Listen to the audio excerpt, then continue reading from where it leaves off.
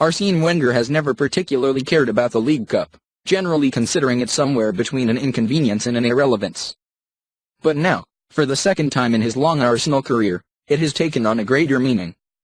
Arsenal's 4-2 defeat to Nottingham Forest on Sunday means Wenger is now more likely to name a strong side for this weekend's semi-final first-leg trip to Chelsea. This competition is now one of only 2 chances for Arsenal to win silverware, and while the Europa League will also take on added importance, with its reward of Champions League qualification, for now the EFL Cup represents Arsenal's best chance of silverware and for Wenger to maintain his impressive recent record of cup glory. Upon his arrival in 1996, Wenger initially took the competition seriously, fielding a strong side in a 4th-round defeat to Liverpool a few weeks after his appointment. But in his first full season, it became clear Wenger wasn't particularly interested. For Arsenal's opening League Cup game of 1997-98, at home to Birmingham, Wenger gave no indication he would rest players, but supporters arrived at Highbury and were left wondering who the likes of Alberto Mendes and Christopher Roux were. They were also introduced to a young defender named Jason Crow, who made his name by being sent off after just 33 seconds, the fastest sending off for a debutant in English football.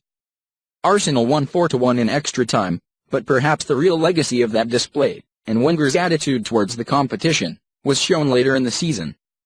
The previously unknown Reich provided some crucial goals in the run-in.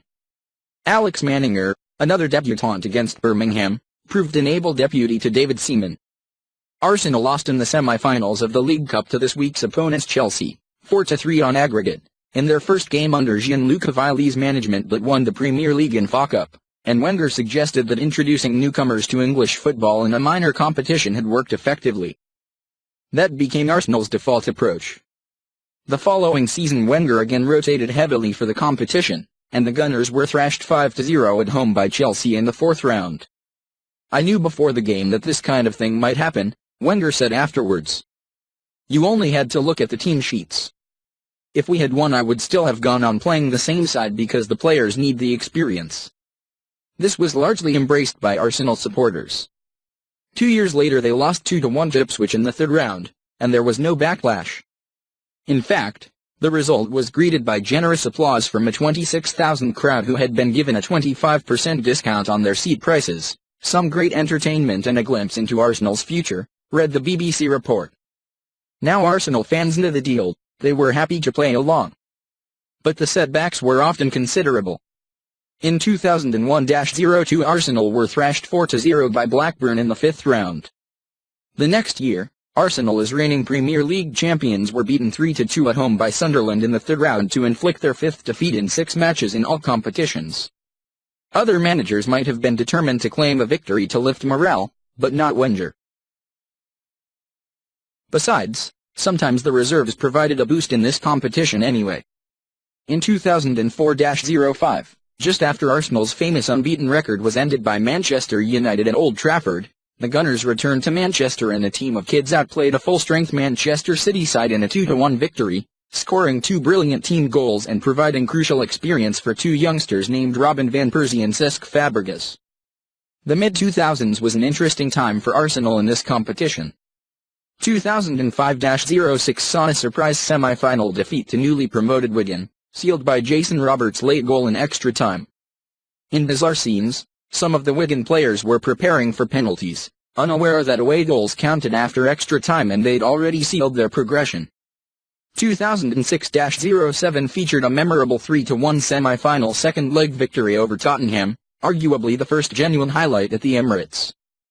But, in what seems an incredible move in hindsight, Wenger maintained his rotation policy for the final despite facing reigning league champions Chelsea, and lost 2-1 thanks to 2 Didier Drogba strikes. It also, however, featured Theo Walcott's debut Arsenal goal again. The game was lost, but there was a long-term benefit for an emerging youngster. The following season Arsenal again faced Spurs in the semis, this time suffering a 5-1 second-leg loss, and there were timid exits to Burnley and Manchester City in subsequent years. But something changed in 2010-11.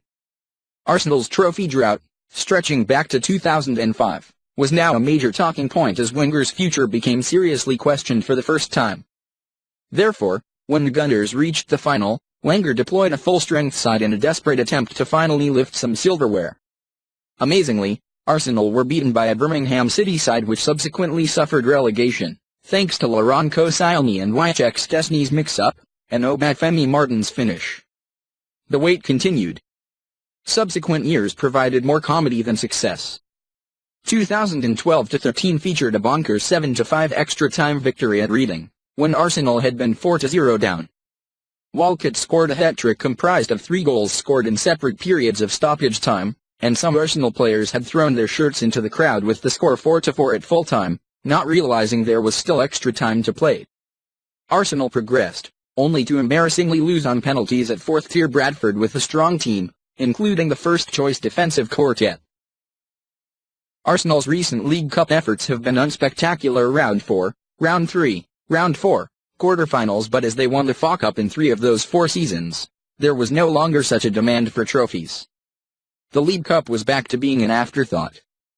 But after Sunday's failure at Nottingham, it seems important one again. Wenger seems likely to risk some of his big-name players at Stamford Bridge this week, and in the return leg can again name a strong side, because the FA Cup exit means Arsenal won't be in action the following weekend. The date of the final, too, would work well coming after a period where Arsenal will have home and away Europa League clashes against Minno's Ostersons, and a weekend off in between. It speaks volumes of Arsenal's predicament that this competition is now being considered in an entirely new light, but a trophy triumph at Wembley shouldn't be sniffed at. Wenger once only valued this competition for its long-term benefits upon his youngsters. Now, he needs to think about the short term, and call upon his star men,